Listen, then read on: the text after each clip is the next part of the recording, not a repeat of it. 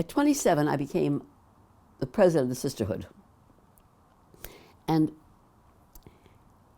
the one most valuable thing that happened to me was I was sent as a delegate to the National Conference of Sisterhoods. It was in Philadelphia. And the theme of that convention was Naase v'shma. That was, we will listen and we will do. That's what the Israelites said at the foot of Mount Sinai when they received the commandments that Moses brought down for them.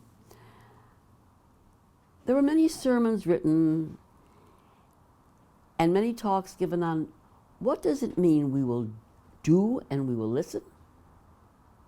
Is it more likely that you will listen and then do? Not in Judaism. In Judaism, the philosophy is you cannot understand and know until you do. So there are many physical ways to become in the place where you can understand and be faithful. There's a physical component to understanding. Let me tell you a little anecdote about my first acting class. The teacher declared, all emotion is physical and must be expressed physically. Well, some smart aleck raises her hand and says, what about if you're tied up in a chair and they put a gag in your mouth? And the professor said, and what is your stomach doing? Or your pulse? Or your sweat glands? So you see, it's not just moving around. There is something physical going on. And as I said with doing and understanding, I'll give you an example. Say it's time to pray in the morning.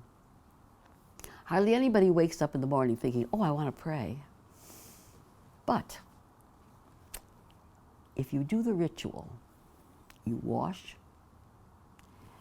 you meet 10 other men, 9 other men who are ready to pray, and in this day we include the women.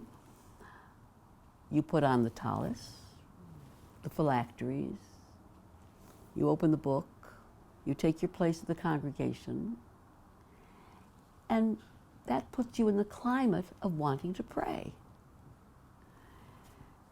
You don't get there by thinking about it. You have to do the physical. So, at this convention, I began to think seriously about how this pertains to acting. Our guidebook was Stanislavski's An Actor Prepares. Stanislavski was the head of the Moscow Art Theater, which was, at the turn of the century, the foremost avant-garde modern theater. In other words, they didn't declaim, they didn't orate, they acted naturally, like we have in the theater today in films. Stanislavski said, you don't become another person. You act as if you are that person. And the way to get there is to do the physical things. Get the stance, get the attitude. Think about how they walk, how they talk, the sound of their voice, any attributes, physical attributes they may have. All this helps you get into the thinking of the person, but you have to have the physical first. And then, in order to perform, you have to take the action. You can't think and plan about performing. You have to do something to perform. And the first thing you do is take an action.